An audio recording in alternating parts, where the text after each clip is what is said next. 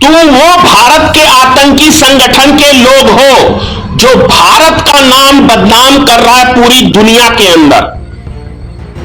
तुम वो सनातन धर्म के कलंकित लोग हो जो सनातन धर्म को बदनाम कर रहा है। तुम वो हिंदू के कलंक हो जो हिंदू समाज को आतंकी समाज लोग कहने लगे हैं। एक साल के अंदर 20,700 करोड़ इस लुटेरी सरकार ने, भारतीय जनता पार्टी की सरकार ने स्विस बैंक में जमा कराया है पैसे।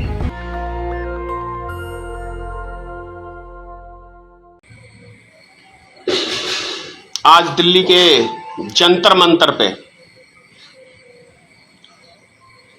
भारतीय जनता पार्टी के पूर्व प्रवक्ता और सुप्रीम कोर्ट के वकील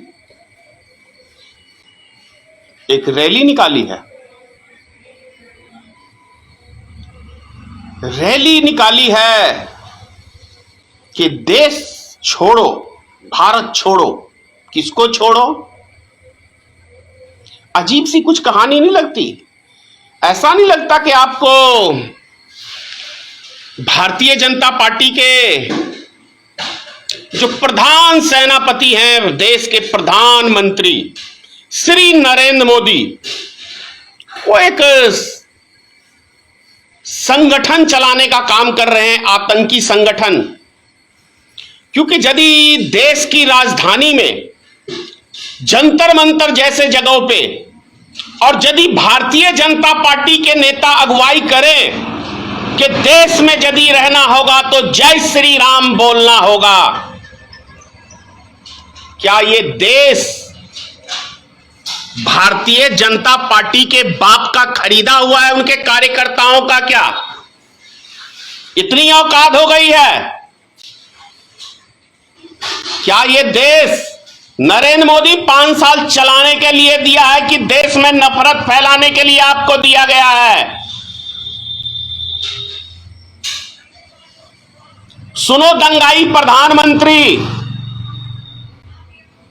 ये नफरत फैला के जो सोच रहे हो कि मैं 7 राज्यों का जो विधानसभा चुनाव है जीत जाऊंगा, तो ये संभव नहीं है।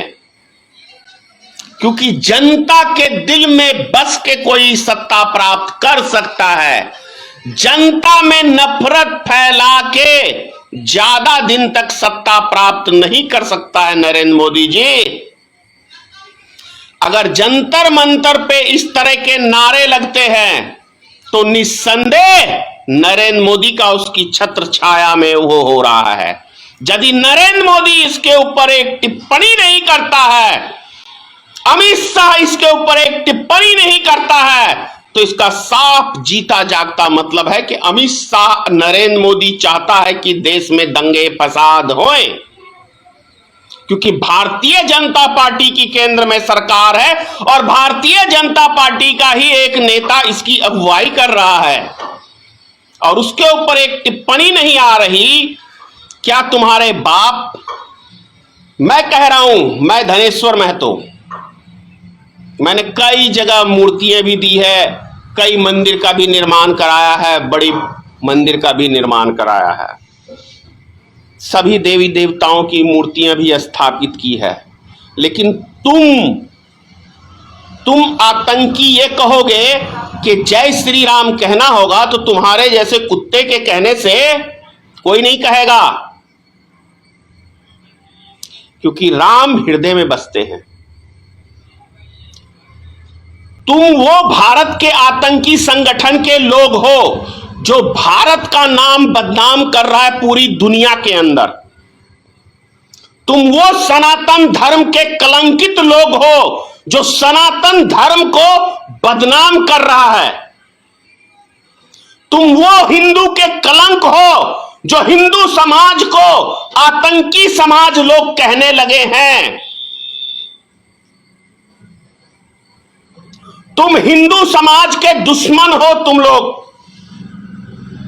पूरी दुनिया में जब से भारतीय जनता पार्टी की सरकार आई है, तब से हिंदू समाज को कलंकित करने का काम यदि किसी ने किया है तो यह भारतीय जनता पार्टी के टुकड़े टुकड़े गैंग ने किया है।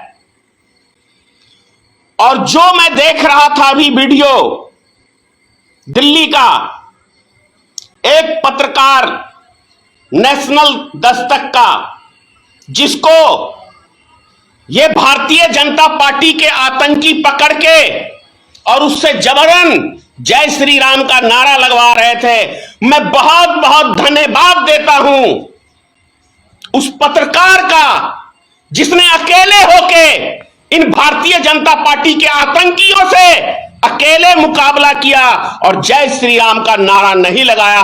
बहुत बहुत बधाई देता हूं मैं आपके हौसले को, मैं आपके हौसले को सलाम करता हूं, सलूट करता हूं, क्योंकि ये आतंकी संगठन जो है ये जय श्री राम का नाम बेच के सत्ता प्राप्त करते हैं। इन हरामजादों के पास, फिर मैं गाली दे रहा हूं आज, इन हरामजादों के पास अपनी कोई क्वालिटी नहीं है वोट मांगने की। इनके पास कोई अपना कोई अस्तित्व नहीं बचा है। इसीलिए देखो, राम का नाम बेचते हैं। पिछले 30-35 साल से 3-4 बार सत्ता प्राप्त कर चुके हैं।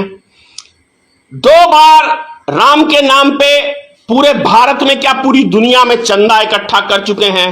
14,000 करोड़ रुपया ये भारतीय जनता पार्टी के लोग 1992 में किया था, वो हजम कर चुके हैं। और फिर क्या कहते हैं आपको, अभी राम मंदिर का ट्रस्ट का जमीन बेचा था।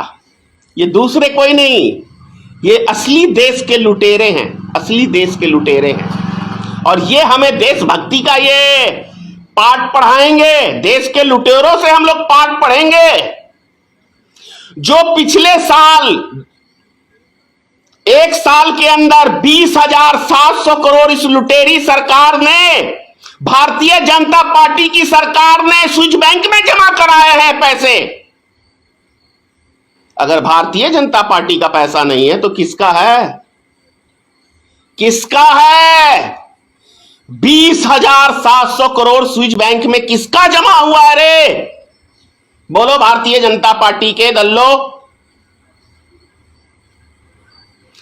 सत्ता तुम्हारी है, तुम्हारे शासनकाल में स्विस बैंक में पैसा जमा होता है भारत का, किसका है दम बोलने का? सच तुम्हारे बाप नरेंद्र मोदी को भी नहीं होगा, क्योंकि वो तो खुद ही अडानी और मुकेश अंबानी का गुलाम है। वो क्या बोलेगा? वो तो खुद उसके टुकड़ों पे पला है। और मालिक जो बोलता है कि ये संपत्ति हमें लिख दो तो वो लिख देता है। रेलवे बोला, रेलवे लिख दिया। एयरपोर्ट बोला, एयरपोर्ट लिख दिया। LIC बोला, LIC लिख दिया। लाल किला बोला, लाल किला लिख दिया। ऐसा प्रधानमंत्री है। अब किसान की, जो किसान का अन्नदाता का था, अब उसको भी गुलाम बनाने में लगा हुआ है। तो ऐसे आदमी की दलाली करते हो? याद रख लो, ये किसान जब तक डटे हुए हैं तभी तक तुम लोग सुरक्षित हो। जिस दिन किसान की हार हो गई, 135 करोड़ जनता गुलाम बन जाएगा मुकेश अंबानी और अडानी का। वो 135 करोड़ जनता की लड़ाई लड़ रहा है देश का किसान, और वो हरियाणा पंजाब का है शेर, चूहा नहीं है। हरियाणा पंजाब का शेर है, यूपी का शेर है। बिहार में तो कोई किसान है ही नहीं। बिहार का हवाला देते, कौन सा किसान का संगठन है? कहां है? वो फटी गंजी, फटा कुर्ता, फटी धोती पहन के किसानी करते हैं। 10 बीघा जमीन है, दिल्ली पंजाब कमाने जाते हैं फटे हाल में, उसे किसान बोलते हो? यानी देश का प्रधानमंत्री हमारा कहता है कि देश में किसान का मतलब है कि वो भूखा नंगा होना चाहिए। यही मतलब हुआ ना किसान का। भारतीय जनता पार्टी का यही कहना हुआ ना कि हमारे देश का किसान कंगाल रहे, भूखा रहे, नंगा रहे। तभी तो MSP की गारंटी लिखित नहीं दे सकते। अगर माला माल हो जाएगा ना किसान, तो बाप रे बाप, मोदी जी क्या करेंगे? फिर 5 किलो अनाज किसको देंगे? इसीलिए चाहते हैं मोदी जी की देश का किसान कंगाल रहे, तो हम 5 किलो अनाज दें और उसके बदले में उनसे उनका खून निचोड़ें। भाई, इस देश के अंदर आश्चर्य लगता है, लोग आरएसएस करते हैं, जिसके क्या कहते हैं, आरएसएस के दफ्तर पे कभी तिरंगा झंडा नहीं फहरा, आज वो देशभक्त कैसे हो गया? छोटा सा प्रश्न है मेरा। आरएसएस के दफ्तर पे 60 साल तक कभी तिरंगा झंडा नहीं लहराया, वो देशभक्त कैसे हो सकता है भाई? जिसका कोई आजादी में कोई योगदान नहीं है, वो देशभक्त कैसे हो सकता है?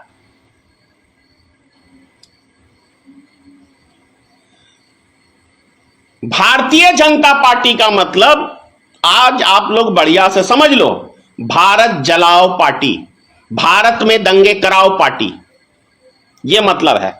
क्योंकि आज जो मैंने वीडियो देखा है जंतर मंतर पे, वो भी भारतीय जनता पार्टी की, जिसकी सत्ता है आज देश में, कई राज्यों के मुख्यमंत्री हैं, और उसका नेता दिल्ली में अगुवाई कर रहा है।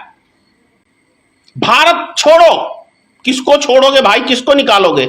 ये भी तो बोल देते ना कि मुसलमान छोड़ो, सिख छोड़ो, ईसाई छोड़ो, कौन छोड़ो, कि विपक्ष जितने नेता हो सब देश छोड़ दो, अब बस हमें ही रहने दो। ये भी तो लिखना चाहिए था ना। कौन सी लड़ाई लड़ने जा रहे हो, किसकी लड़ाई लड़ने जा रहे हो, इसका भी तो अता पता होना चाहिए भाई। किससे लड़ाई लड़ रहे हो? हम अपने ही देश के अंदर तिरंगा लेके घूम रहे हैं, अच्छी बात है, पाकिस्तान में लेके घूमना चाहिए ना। अरे भैया, तिरंगा फहराना है तो पाकिस्तान के ऊपर हम फहराएंगे, चीन के ऊपर फहराएंगे। हमारे देश में तो खुली आजादी, हम कहीं भी फहरा सकते हैं। लेकिन तिरंगा यात्रा ही निकालना है तो यार पाकिस्तान की बॉर्डर पे चलो, हम भी शामिल होंगे। चाइना में चलते हैं, हम भी शामिल होते हैं। किसे उल्लू बनाए फिरते हो? चुनाव के टाइम में तिरंगा यात्रा आरएसएस वाले निकालेंगे, जिसने कभी अपने दफ्तर पे कभी तिरंगा फहराया ही नहीं। उससे हमें राष्ट्रभक्ति सीखनी पड़ेगी। जिसे खुद ही राष्ट्रभक्ति का कोई ज्ञान नहीं है, वो आज सत्ता प्राप्त करके उल्टे सीधे हरकत करके वो हमें राष्ट्रभक्ति सिखाएगा।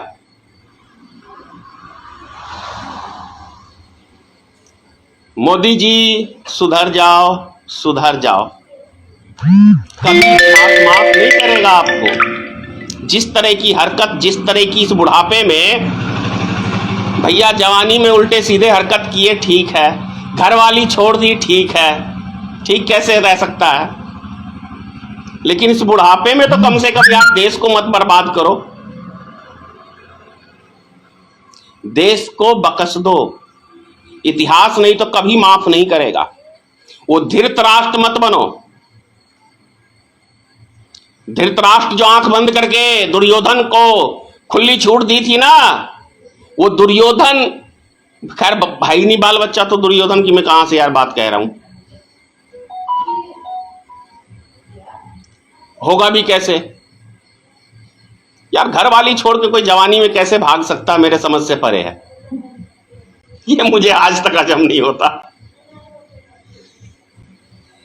क्या आप लोग को हजम होता है कि कोई शादी करके 15 दिन बाद घरवाली छोड़ के भाग जाए तो घरवाली के लायक नहीं हो सकता है? कुछ तो यार होगी, कुछ गड़बड़ होगी।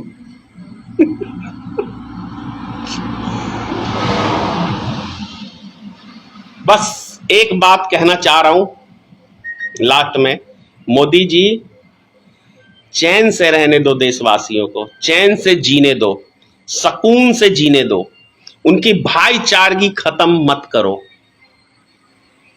तुम्हें एक बार नहीं, इस देश की जनता ने फ्रॉडगिरी करके 2-2 बार सत्ता दे दिया। तुमने फ्रॉडगिरी से सत्ता हासिल किया है 2 बार, मिल गया ना चैन।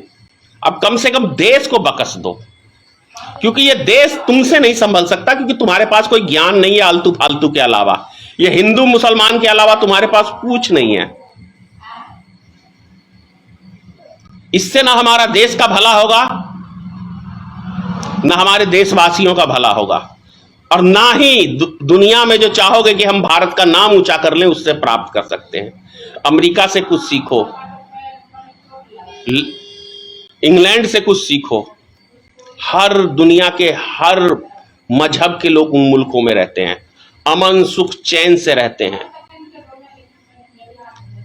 हम अपने ही देश में अपने ही नागरिक को लड़ा के सत्ता प्राप्त कर रहे हो, और सत्ता मिल जाने के बाद जब जब चुनाव आते हैं तब तब ये आलतू फालतू की रैलियां निकलवाते हो देश में टेंशन पैदा करने के लिए।